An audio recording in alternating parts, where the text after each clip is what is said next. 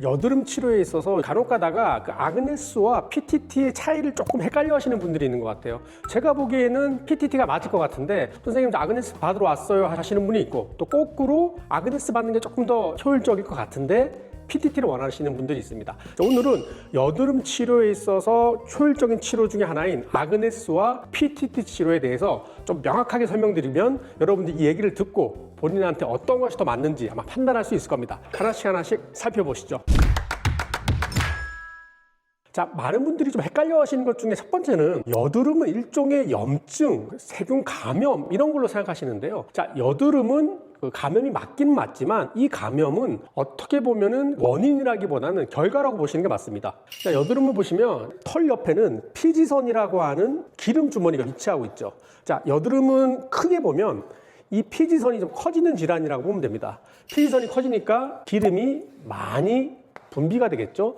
또 하나의 문제는 이 기름이 나가는 통로가 잘 막힌다는 겁니다. 자, 여드름 있는 분들 다시 확대해서 보면 피지선은 커져 있고 이 통로에 마치 파이프에 때가 끼듯이 이런 현상이 발생합니다. 이것을 우리 의학적으로는 모공의 과각화라고 하고요. 이렇게 되면 사실 크게 문제는 안 됩니다. 기름은 많이 분비가 되겠지만 그래도 길은 좀 막히겠지만 피지가 잘 분비가 배출이 되게 되겠죠. 그럼 여드름은 생기지 않습니다. 다행히 여드름 있는 분이라고 해도 거의 대부분 이런 상태입니다. 자, 그런데 얼굴에는 피지선이 약 2만 개에서 3만 개 정도가 있는데 아까 말했지만 그 정도면 확률적으로 이 모공의 과각화가 딱 짝이 맞는 경우가 생기겠죠. 자, 그런 경우는 어떻게 되겠습니까? 피지가 분비되지 않고 이제 뭉치기 시작하겠죠.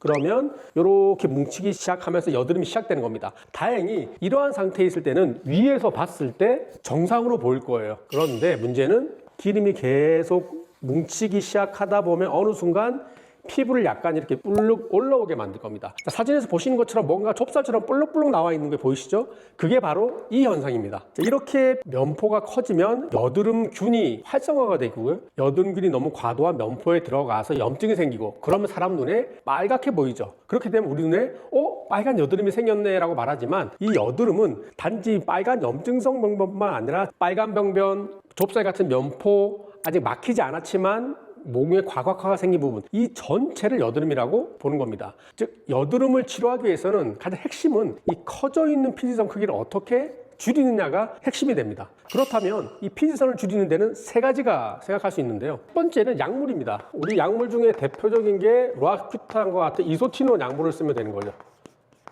두 번째는 오늘 제가 말씀드리는 PTT 치료를 하면 되고, 자, 세 번째는 아그네스라고 하는 바늘 고주파를 써서 피지선을 파괴할 수 있습니다. 자, 첫 번째, 오늘 주제는 뭐 2번, 3번이지만 1번에 대해서 간단히 살펴보면 이소티논은 피지선을 실제로 줄이는 데 효과적인 약물입니다. 근데 가끔씩 환자분들께서 저한테 선생님 약물만 먹을래요? 미노신 주세요라고 하는데 미노신과 독시사이클린은 여드름의 피지선을 줄이는 것이 아니라 가장 마지막 단계에 있는 염증을 줄이는 약물입니다. 의미가 없지는 않지만 전체 여드름에서 봤을 때는 마지막 단계에만 치료하기 때문에 좁쌀 여드름 이런 데는 효과가 없겠죠. 그러면 이소티논은 초기 단계부터 피지선을 줄이기 때문에 여드름이 효과적입니다. 다만 이소티논은 장기간 복용해야 되는 약물입니다. 킬로그램당 0.5mg을 사용하게 되는데요. 대략 내가 몸무게 60kg이다. 그럼 하루에 30mg을 써야 되는 거예요. 30mg이면 상당히 많은 양입니다. 이소티논 한 개가 10mg이니까 하루에 3알을 먹는 거죠. 아침, 점심, 저녁 이렇게 3알을 먹게 되고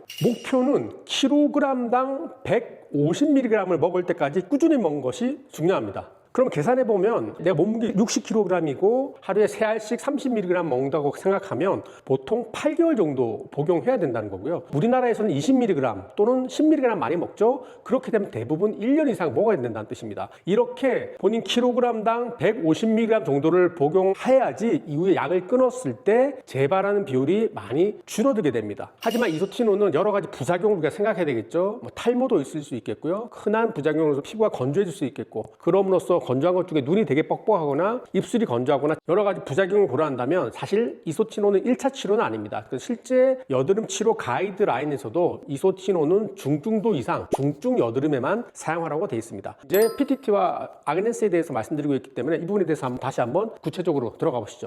PTT랑 아그네스는 피지선을 줄이는 거에서 똑같습니다. 그런데 차이점을 본다면 PTT를 먼저 기준으로 한다면 얼굴 전체에는 약 2만에서 3만 개 정도의 피지선이 있습니다. 자, PTT의 타겟은 이 중에서 일부만 타겟으로 하는 것이 아니라 이 얼굴에 있는 모든 모공에 대해서 타겟팅을 하는 겁니다. 얼굴 전체에 있는 피지선을 타겟팅하기 위해서 얼굴 전체에다가 저희가 PTT 약물을 바르게 되죠. 얼굴 전체에 PTT 약물을 쭉 바르게 되고 그 다음에 저주파 초음파를 이용해서 그 모든 모공에 있는 피지선으로 초음파를 통해서 모든 모공에 다 PTT 입자를 침투시키는 거죠. 그리고 얼굴 전체에 대해서 레이저를 조사해서 전반적으로 다 작용을 하는 겁니다.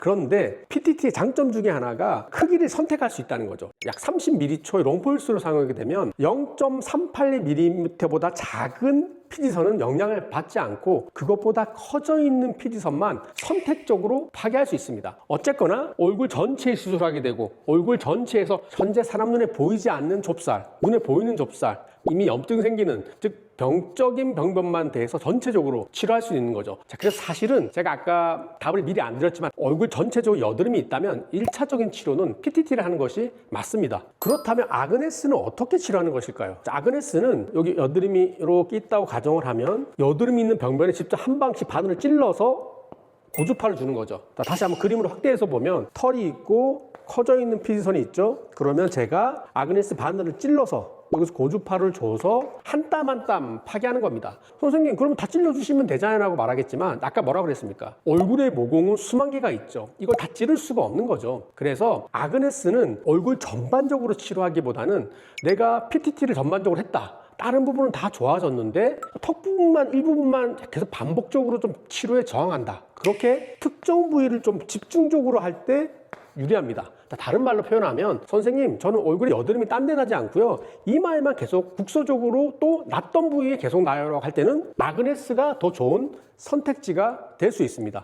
아그네스 할 때 주로 일본 쪽에서 많이 나온 말인데 아크네 프론 폴리큘이라고 있어요. 이게 무슨 말이냐면은 여러분도 아마 많이 경험해 봤을 겁니다. 여드름이 날 때 보면, 특히 턱 부위를 기준으로 말씀드리면 이전에 한번 여드름이 났던 부위에 여드름이 시간이 지나면 좋아지고 또 그 부분에 계속 반복적으로 나는 그런 모낭을, 한번 여드름이 생겼던 피지선에 또 여드름이 생긴다는 그런 뜻입니다. 이것을 우리가 안다면 아그네스 치료할 때 몇 가지 힌트가 있는데요. 학생 주임이라고 조금 한번 가정을 해봅시다. 제가 특히 이번 한 달 동안에는 담배 쪽에 대해서 피우는 학생들을 한번 제가 딱 혼내기로 했어요. 그러면 누구를 혼내느냐? 자, 첫 번째, 당연히 제가 학교 뒷골목 가서 봤더니 현재 피고 있는 학생들 당연히 제가 혼내야 되겠죠. 즉 현재 여드름이 나고 있는 부위에는 제가 바늘을 다 찔러서 이 부분을 치료할 겁니다. 자, 두 번째는 여러분들 그 여드름 턱 부위 난 분들 아시겠지만 이전에 약간 나서 약간 흐릿하게 갈색으로 색소 침착이 나와 있는 부분이 보일 겁니다. 아크네 프론 폴리큘 이론에 의하면 이 부분이 나중에 또 여드름이 생길 가능성이 높은 부분이죠. 자, 그래서 좀 억울하긴 하겠지만 이전에 담배 지금 안 피고 있는, 한번 피웠던 경력이 있는 애들도 제가 바늘을 찔러서 혼낼 겁니다.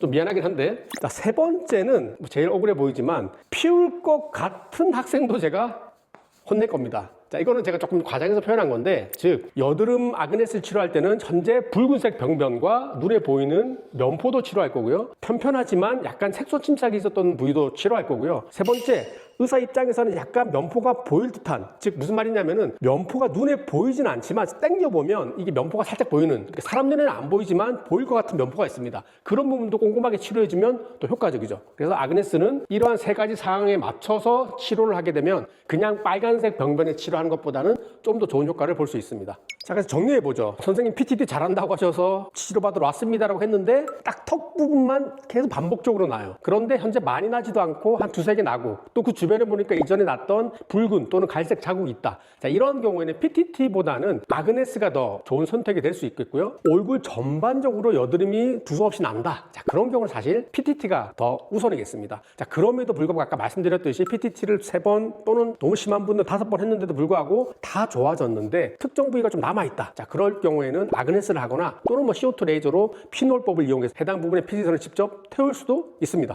자, 오늘은 여드름 치료법에 있어서 PTT와 아그네스의 차이점에 대해서 설명을 드렸는데요. 제가 드린 말씀이 여러분들 여드름 치료 받는데 조금이나 도움이 됐길 바라며, 혹시라도 조금 이해가 안 되신 분들이 있으면 뭐 댓글로 남겨주시면 제가 뭐 자주 들을 수는 없지만 그때그때 들어와서 성심성의껏 답변 드릴 수 있도록 하겠습니다. 자, 오늘 내용이 좋았다면 구독과 좋아요 부탁드리며 이상 여러분의 피부과 전문의 닥터페이프스 유동규 원장이었습니다. 감사합니다.